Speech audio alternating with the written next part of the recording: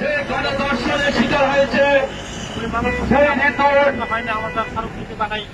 পরবর্তীতে সেখানে শ্রমিকরা থানায় ঘেরাও করার পর পুলিশ রাতে আমাদের কাশিমপুর থানার পুলিশ রাতে 3 জন আসামিকে গ্রেফতার করে আজকে প্রায় 9 মাস হয়ে গেছে। আমরা সকালে আরো 2 জন আসামিকে গ্রেফতার করে এক্সপায়ার হয়ে গেছে। কিন্তু অতীব দুঃখের বিষয় কোন ধরনের এখন পর্যন্ত বাহারাইন সুবিধা দেওয়া হয় নাই। প্রধান আসামি আমরা আজকে কয়েকটা সামনে সংবাদ সম্মেলন কি কারণে ছেড়ে দিয়েছে আমাদের বক্তব্য নেই। আছে এই মাইক্রোফোনটা টাকা পয়সা নেই, তারা তারপরে মানববন্ধন কষ্টগুলো আজকে তারা প্রকাশ করার জন্য গত 5 দিন যাবে আমরা কাশিমপুর থানায় হলো ঋতুকে পোশাক শ্রমিক গার্মেন্ট শ্রমিক ঋতুকে সেখানে পুলিশ হেফাজত রেখেছে। পুলিশ হেফাজত মানসিকভাবে তাকে হয়রানি করছে। যে সমস্ত আলামত আছে সময় ক্ষেপণ করে সেই সমস্ত আলামত নষ্ট করে দিচ্ছে। গতকালকে কাশিমপুর থানার পুলিশ 5 দিন পরে ঋতুকে মেডিকেলের জন্য জয়দেবপুর হাসপাতালে গাজীপুর হাসপাতালে পাঠিয়েছে।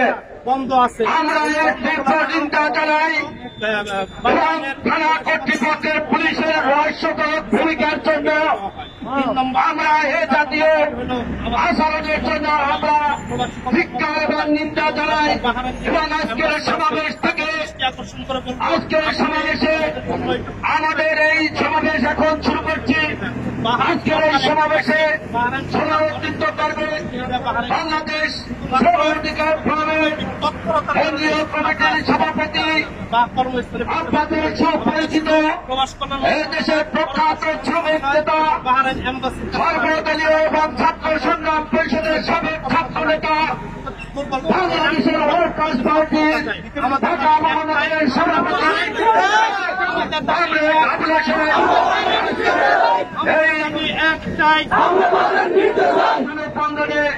আপনার সভাপতিত্ব করবে। আমাদের মাঝে উপস্থিত আছে জাতীয় বাংলাদেশ গার্মেন্টস ওয়ার্কার্স ফেডারেশনের সুলতান মেহার ভাই। আমাদের মাঝে উপস্থিত আছে বাংলাদেশ গার্মেন্টস টেক্সটাইল ওয়ার্কার্স ফেডারেশনের সভানেত্রী সাংবাদিক ভাইয়েরা আপনাদেরকে ধন্যবাদ জানাই এবং আপনাদের মাধ্যমে আমরা চাই প্রধানমন্ত্রীর দৃষ্টি আকর্ষণ করতে চাই। আর আমরা আজকে আমাদের প্রধান সচিব পররাষ্ট্র কল্যাণ মন্ত্রণালয়, প্রবাসী কল্যাণ মন্ত্রণালয় এবং প্রবাসী কল্যাণ মন্ত্রণালয়, প্রধানমন্ত্রী মন্ত্রণালয়ে আমরা আমাদের স্মারকলিপি দিতে চাই।